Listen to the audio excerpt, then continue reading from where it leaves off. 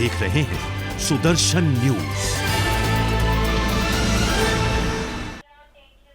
नमस्कार, सुदर्शन उत्तर प्रदेश देख रहे हैं आप और मैं हूं आपके साथ स्मारिका ठाकरे। पहली खबर यूपी के चंदौली के पचवार गांव से है, जहां जंगली सुअर के हमले से एक युवक बुरी तरह से घायल हो गया। दरअसल युवक सरसों के खेत में रखवाली करने गया था।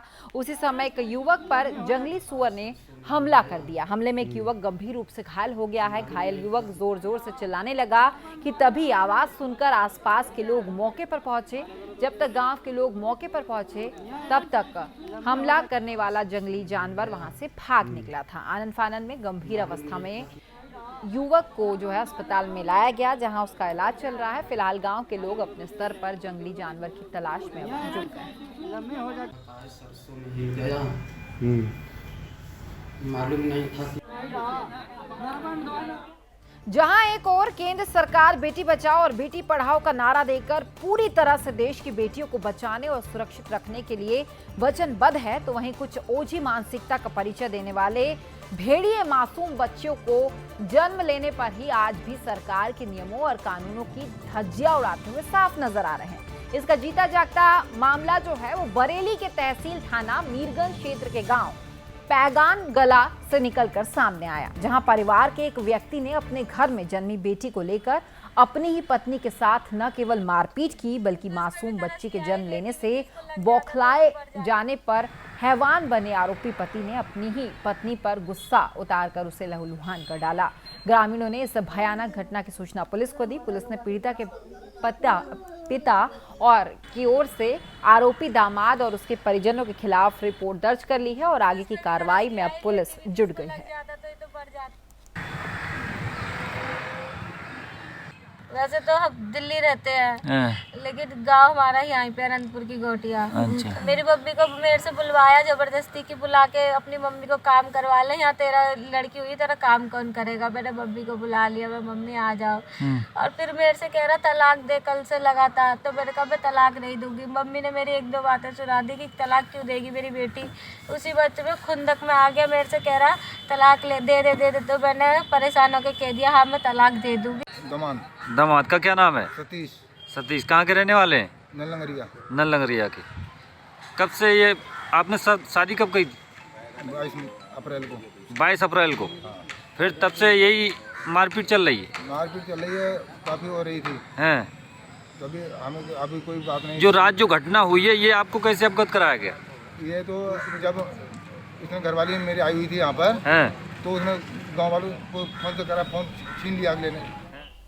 तो वहीं यूपी के गोंडा में मंत्री की जन्मतिथि से संबंधित विवादित बयान देने वाला युवक अब यू टर्न लेता हुआ नजर आ रहा है। दरअसल शब्दों की गलत बयानबाजी का ऐसा रूप गोंडा जनपद के मनकापुर विधानसभा से निकलकर सामने आया, जिसने सोशल मीडिया पर आने के बाद राजनीतिक जगत में भूचाल मचा दिया। मनकापुर विधानसभा के किशुनदासपुर निवासी एक युवक ने कैबिनेट मंत्री समाज कल्याण रमापति शास्त्री की जन्मतिथि से संबंधित कुछ ऐसा पोस्ट सोशल मीडिया पर कर दिया, जिसने केंद्र से लेकर प्रदेश तक की राजनीति में हलचल पैदा कर दी। अभी जनमानस में अटकलों का बाजार गर्म हो ही रहा था कि तब तक आरोप लगाने वाले युवक ने चंद घंटों में यू टर्न ले लिया और मीडिया के सामने आकर युवक ने कहा कि कुछ दबंग किस्म के जो लोग थे उन्होंने जबरदस्ती मंत्री जी के खिलाफ हमसे गलत बयान दिलवाया है। जब मामला तूल पकड़ने लगा तो हमें एहसास हुआ कि हमने गलती की है। अब मैं बहुत सही बयान दे रहा हूँ। दिए गए सारे आरोप उसने गलत ठहराए और अब वो मंत्री जी से क्षमा मांगते हैं और साथ ही बीजेपी पार्टी से निवेदन करते हैं कि मंत्री जी को मनकापुर सुरक्षित विधानसभा क्षेत्र से दोबारा टिकट दी जाए। मुझसे कुछ गलती हुआ है, माननीय मंत्री जी के विषय में हमने कुछ बात मीडिया से बोला है, इसलिए उसी का मैं खंडन करना चाहता हूं। इस विषय में मुझे बात करना है। उनके जन्म तिथि को लेकर हमने कुछ बात किया था। उसमें था कि हम अपने घर पे बैठे थे, हमारे यहाँ कुछ राजनीतिक लोग आए और हमें प्रेशर में लिए और मुझसे कहा कि माननीय मंत्री जी के बारे में ऐसा बोल दीजिए आप। मैं थोड़ा सा उस समय घबरा गया और घबराने की वजह से उन लोगों के दबाव की वजह से मैंने बोला माननीय मंत्री जी के बारे में। हमेशा अपने बयानों को लेकर सुर्खियों में रहने वाले बीजेपी के फायर ब्रांड सांसद साक्षी महाराज कभी भी विपक्ष पर जुबानी हमला करना नहीं भूलते। इसी कड़ी में सांसद साक्षी महाराज ने यूपी के उन्नाव में मीडिया से बातचीत करते हुए बयान दिया कि उत्तर प्रदेश विधानसभा चुनाव में अब की बार 300 पार होगी।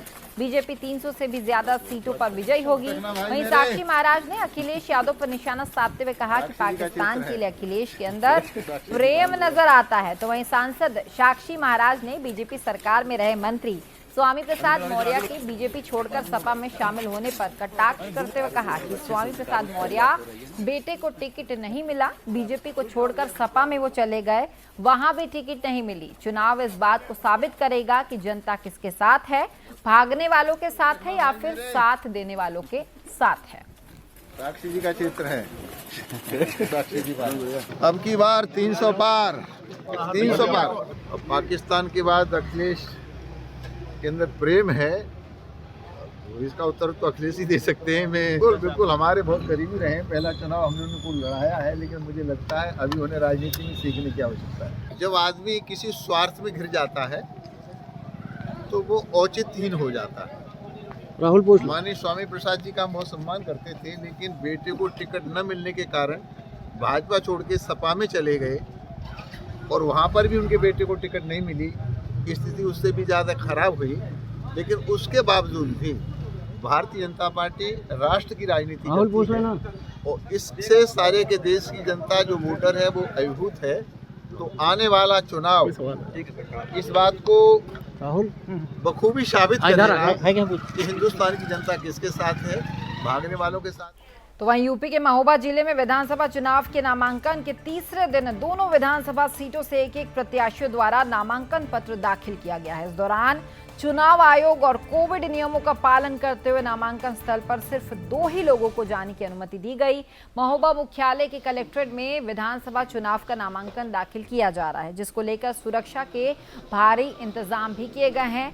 चरखारी विधानसभा से बीजेपी के प्रत्याशी बृजभूषण राजपूत ने तो वहीं महोबा सदर से कांग्रेस प्रत्याशी सागर सिंह ने नामांकन पत्र भी दाखिल किया है।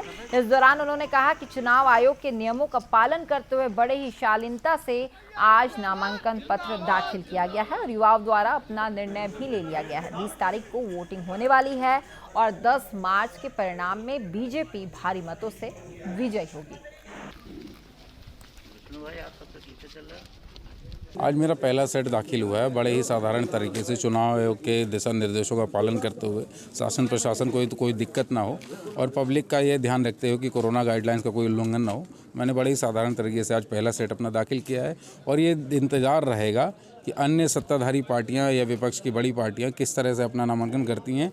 अगर उनको किसी भी तरह की कोई छूट मिलती है तो हम भी अपना नामांकन उसी प्रकार से अगला सेट दाखिल करेंगे। कलेक्ट्रेट में आए मनोज भैया, पर्चा दाखिल मुख्यालय में होता है, वहीं पे आए, पर्चा दाखिल किया। पार्टी ने जो विश्वास जताया है और टिकट दिया है, साथ में हमारे जिला अध्यक्ष जी हैं और पर्चा दाखिल कर दिया है हम लोगों ने। भारतीय जनता पार्टी के जो मुद्दे हैं उन्हीं को लेकर हम लोग आगे बढ़ेंगे।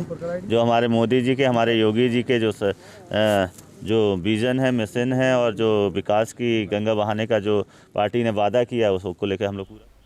तो वहीं उत्तर प्रदेश के बुलंदशहर में सिरेमिक पॉटरी की छत गिरने से बड़ा हादसा हो गया। इस हादसे में आधा दर्जन से अधिक लोग दबे होने की सूचना भी निकलकर सामने आई। घटना में हादसा की वजह से छत पर अधिक मात्रा में वजन होना बताया जा रहा है। आनन फानन में सूचना मिलने पर रेस्क्यू टीम मौके पर पहुंची और महिला को रेस्क्यू करके गंभीर हालत में बाहर निकाला गया। जहां भारी पुलिस बल की मौजूदगी में रेस्क्यू जो है वो अब लगातार जारी है। दरअसल खुर्जा नगर कोतवाली क्षेत्र की सेंटर स्थित RK इंसुलेटेड पॉटरी का ये पूरा मामला बताया जा रहा है।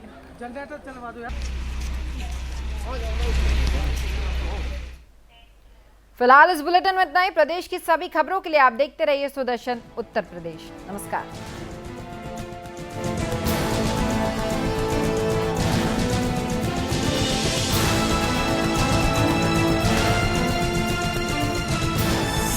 आप देख रहे हैं सुदर्शन न्यूज।